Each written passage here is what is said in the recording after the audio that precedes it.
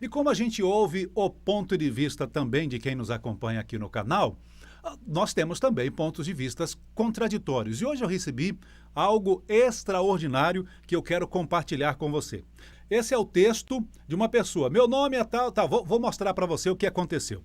Hoje uma pessoa me mandou um post criticando aquela live que a gente fez sobre Bolsonaro estar entrando para a história do Brasil, que Jair Bolsonaro, a continuar com essa perspectiva, ele vai ser o melhor presidente, o mais carismático da história do Brasil. As pesquisas estão mostrando isso, inclusive essa semana, mais uma pesquisa mostrando que a popularidade de Bolsonaro melhorou agora, mais uma vez na pandemia, e de alguns governadores e alguns prefeitos diminuiu um pouquinho, né? Então, o apoio a Bolsonaro segue cada vez mais firme e crescente também. E aí a gente pontuou essas coisas que Bolsonaro, né, com a sua simplicidade, comendo lá o pãozinho com manteiga dele, aquele reloginho simplesinho lá do Japão, do modelo dos anos 70, né? Porque até o meu relógio, o relógio que você usa seguramente deve ser um pouco mais bonito do que o relógio do presidente da República. Essa pessoa parece que não gostou muito do comentário. Eu quero compartilhar com você, não vou dizer o nome dela em respeito, porque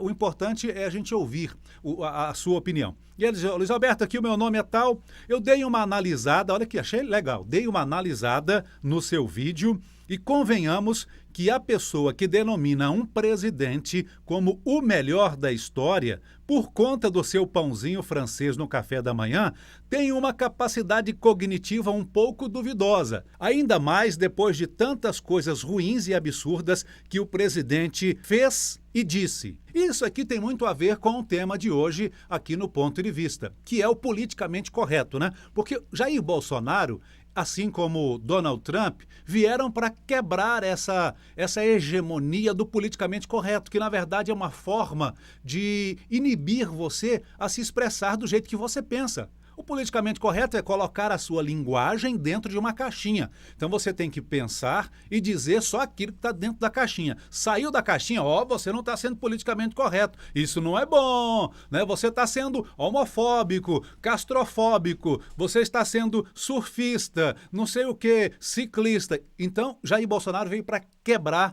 com essa onda do politicamente correto, que é algo muito bem elaborado pela esquerda mundial.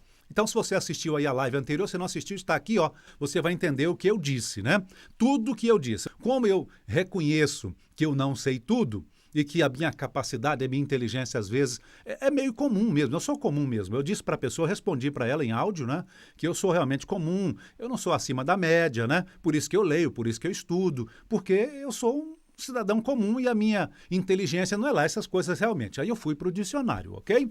Cognição é uma função psicológica atuante na aquisição do conhecimento e se através de alguns processos como a percepção, a atenção, a associação, memória, raciocínio, juízo, imaginação, tudo isso faz parte, tá, da cognição e do processo de conhecimento. O pensamento e a linguagem também, né? A palavra cognitiva ou cognizione tem origem nos escritos de Platão e Aristóteles. Aí realmente eu concordo com essa pessoa que não é para qualquer um essa capacidade cognitiva e eu sou comum, eu não tenho essa capacidade toda. Por isso que eu vou tentar aprender, me educar. E aí eu fui também no dicionário sobre educação, tentar descobrir aí o que quer dizer a palavra educação, né? Educação, ela vem do verbo educar. E a origem desta, por sua vez, é do latim educare, que é um derivado de exducare, que significa fora ou exterior. E ducare tem o significado de guiar, instruir, conduzir. Então, o ex é quando você tira. E o ducare significa guiar, instruir, conduzir.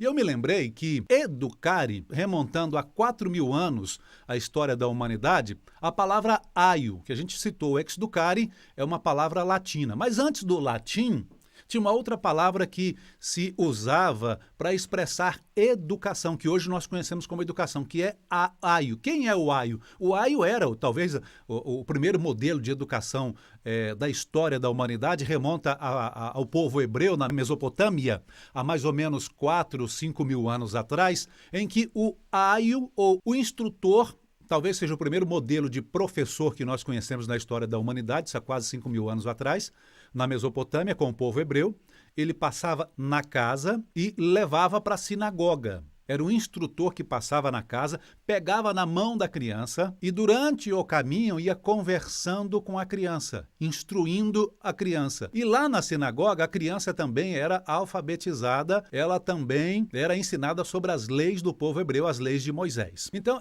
remonta a pelo menos 4.000 anos essa palavra do educador, que é o aio, aquele que pega e leva na mão, leva para fora, leva lá para a sinagoga para ser ensinado. Isso aqui é fantástico, gente, esse modelo do povo hebreu, porque você lembra que Salomão dizia: ensina a criança no caminho. Salomão está se referindo ao aio, a esse instrutor. Ensina a criança no caminho. Por quê? Não é só você, e hoje no Brasil a gente tem muito isso, né? Modelo Paulo Freire, a gente manda a criança para a escola, não caminha com a criança e pensa que o professor e a escola vai fazer tudo. Mas esse não é a palavra, o radical, tanto no latim quanto no hebraico, para a educação. É aquilo que Salomão foi dizer para a gente há 3.000 anos atrás, 1.000 anos antes de Cristo. Salomão, que era filho do rei Davi. Então, ensina a criança no caminho, porque a família hebraica, quando o pai se reunia nas refeições diárias com os seus filhos, o pai e a mãe sentavam em volta da mesa e ali eles educavam a criança. Aquele processo demorado de alimentação, 1 hora, 2 horas ali com o pai e a mãe, era o momento mais importante do dia para a família hebraica. É quando os pais ensinavam as crianças e a criança aprendia as leis mosaicas, a criança era alfabetizada em casa, no dia a dia. A criança saía para passear com o pai, para caçar, para plantar, para trabalhar. O pai no caminho ensinava, a mãe em casa ensinava. Então, quando a criança ia lá aos 10, 12 anos para a sinagoga, ela só ia para fazer a prova.